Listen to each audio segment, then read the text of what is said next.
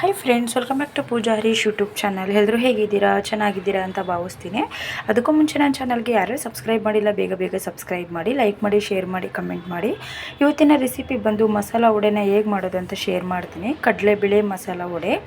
Already ನಾನಿಲ್ಲಿ grind ಮಾಡೋದಕ್ಕೆ ಜೀರಿಗೆ, ಶುಂಠಿ, ಹಸಿಮೆಣಸಿನ್ಕಾಯಿ, ಒಣಮೆಣಸಿನ್ಕಾಯಿ ಮತ್ತು ಜೊತೆಗೆ ಕರಿಬೇವಿನ ಸೊಪ್ಪು ಮತ್ತು ಇಲ್ಲಿ ಕೊತ್ತಂಬರಿ ಸೊಪ್ಪು, ಪುದೀನ, ಈರುಳ್ಳೆಲ್ಲ ತೆಗೆದಿಟ್ಕೊಂಡಿದ್ದೀನಿ. ಒಂದು ಮಿಕ್ಸಿ ಜಾರ್ಗೆ 1 ಸ್ಪೂನಷ್ಟು ಜೀರಿಗೆ, 3-4 ನಿಮಗೆ ಖಾರ ಬೇಕು ಎಷ್ಟು ಬೇಕಷ್ಟು ಹಸಿಮೆಣಸಿನ್ಕಾಯಿ, ಒಣಮೆಣಸಿನ್ಕಾಯಿ ಒಂದು 3, 1 ಇಂಚಿನಷ್ಟು ಶುಂಠಿ ಹಾಕಿ ಗ್ರೈಂಡ್ ಮಾಡಿ. ನೆಕ್ಸ್ಟ್ ಇಲ್ಲಿ ಆಲ್ರೆಡಿ ನಾನು ಕಡಲೆಬೇಳೆನೂ ಕೂಡ 1-2 ಗಂಟೆ ಮುಂಚೆ ನೆನೆಸಿಟ್ಟಿದೆ. ಜಾಸ್ತಿ ನೆನೆಸಬಾರ್ದು, 2 ಗಂಟೆ ಮಾತ್ರ ನೆನೆಸಬೇಕು. ಜಾಸ್ತಿ ನೆನೆಸಿದ್ರೆ ಚೆನ್ನಾಗಿ ಬರೋದಿಲ್ಲ, ಬೋಂಡ ಆದಂಗೆ ಆಗುತ್ತೆ ತುಂಬ ನೆನೆದ್ರೆ. ಇಲ್ಲಿ ಒಂದು ಸೈಡಲ್ಲಿ ಗ್ರೈಂಡ್ ಮಾಡ್ಕೊಳ್ಳಿ. ಜೊತೆಗೆ ಒಂದು 5-6 ಇಲಕ್ಲಷ್ಟು ಬೆಳ್ಳುಳ್ಳಿನೂ ಕೂಡ ಸೇರಿಸ್ಕೊಳ್ಳಿ. ತುಂಬ ಟೇಸ್ಟಿಯಾಗಿ ಮತ್ತು ಫ್ಲೇವರ್ಗೂ ಕೂಡ ತುಂಬ ಚೆನ್ನಾಗಿರುತ್ತೆ. ನೋಡಿ, ಗ್ರೈಂಡ್ ಮಾಡಿರುವಂತಹ ಜಾರ್ಗೆ ಕಡಲೆಬೇಳೆನೂ ಕೂಡ ತರತರಿಯಾಗಿ ರುಬ್ಕೊಳ್ಳಿ. ಚಿಕ್ಕ ಜಾರ್ ಆಗಿರೋದ್ರಿಂದ 1-2-3 ಸಲ ರುಬ್ಬಬೇಕಾಗುತ್ತೆ. ತರತರಿಯಾಗಿ ಗ್ರೈಂಡ್ ಮಾಡ್ಕೊಳ್ಳಿ. ನೀರು ಮಾತ್ರ 1 ಡ್ರಾಪ್ನೂ ಕೂಡ ಹಾಕಬಾರ್ದು. ನೀರು ಹಾಕಿದ್ರೆ ಸೇಮ್ ಬೋಂಡ ಆದಂಗೆ ಫುಲ್ ಮೆತ್ತಗಾಗುತ್ತೆ. ಸೊ ರುಚಿಗೆ ತಕ್ಕಷ್ಟು ನಾನು ಆಲ್ರೆಡಿ ಎಲ್ಲ ಗ್ರೈಂಡ್ ಮಾಡ್ಕೊಂಡಿದ್ದೀನಿ. ರುಚಿಗೆ ತಕ್ಕಷ್ಟು ಉಪ್ಪನ್ನು ಕೂಡ ಹಾಕ್ಕೊಂಡಿದ್ದೀನಿ. ನಾನು ಕಟ್ ಮಾಡಿ ಇಟ್ಕೊಂಡಿರುವಂತಹ 1 ಈರುಳ್ಳಿ ಸೇರಿಸ್ಕೊತಿದ್ದೀನಿ. ಒಂದು 4-5 ಚಮಚದಷ್ಟು ಕಡಲೆಬೇಳೆನ ಎತ್ತಿಟ್ಕೊಂಡಿದ್ದೆ ನೆನೆಸಿದ್ದು, ಅದನ್ನು ಸೇರಿಸ್ತಿದ್ದೀನಿ. ಮತ್ತು ಇಲ್ಲಿ ಕಟ್ ಮಾಡಿ ಇಟ್ಕೊಂಡಿರೋ ಪುದೀನ, ಕೊತ್ತಂಬರಿ ಸೊಪ್ಪು ಮತ್ತು ಇಲ್ಲಿ ಕರಿಬೇವಿನ ಸೊಪ್ಪನ್ನು ಕೂಡ ಸೇರಿಸ್ತಿದ್ದೀನಿ.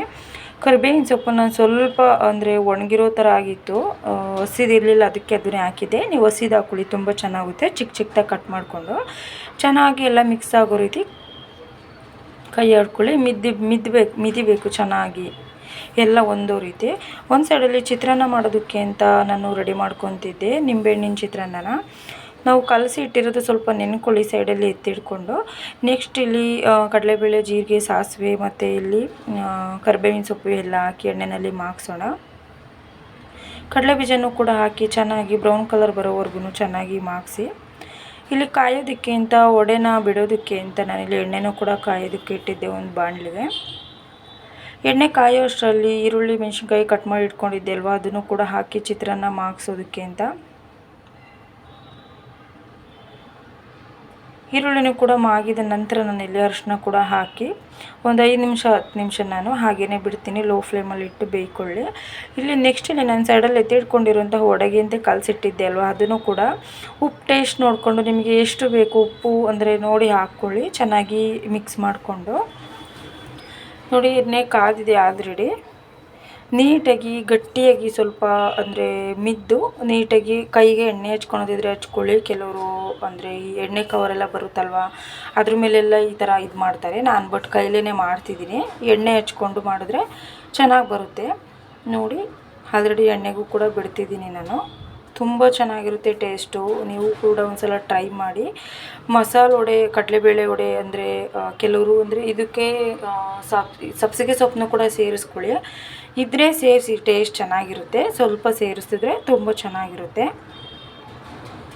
ಈ ಟೈಪ್ ನೋಡಿ, ನೀರು ಹಾಕ್ತೇನೆ ರುಬ್ಬಿದ್ರೆ ಎಷ್ಟು ನೀಟಾಗಿ ಬರುತ್ತೆ ಅಂದರೆ, ಒಂದು ಕಾಳು ನೀರು ಹಾಕಿರಲಿಲ್ಲ. ತುಂಬ ಚೆನ್ನಾಗಿ ಮಿದಿಯೋದಕ್ಕೂ ಕೂಡ ಅಷ್ಟು ಚೆನ್ನಾಗಿ ಬಂದಿದೆ. ಆಲ್ರೆಡಿ ವಡೆನೂ ಕೂಡ ಬಿಟ್ಟಿದ್ದೀನಿ, ರೆಡಿ ಆಗಿದೆ. ನೋಡಿ, ಚಿತ್ರಾನ್ನನೂ ಕೂಡ ರೆಡಿ ಆಯಿತು. ಒಗ್ಗರಣೆ ಬೆಂದಾದಮೇಲೆ ರೈಸ್ನ ಹಾಕಿ ಚೆನ್ನಾಗಿ ಕೈಯಾಡಿ, ನಿಂಬೆಹಣ್ಣು ಕೂಡ ಹಿಂಡಿ ಕೈಯಾಡಿದ್ದೀನಿ. ವಡೆ ಜೊತೆಗೆ ನಿಂಬೆಹಣ್ಣಿನ ಚಿತ್ರಾನ್ನ ಕೂಡ ರೆಡಿ ಮಾಡಿಕೊಂಡೆ. ಅಷ್ಟರಲ್ಲಿ ವಡೆನೂ ಕೂಡ ರೆಡಿ ಆಯಿತು.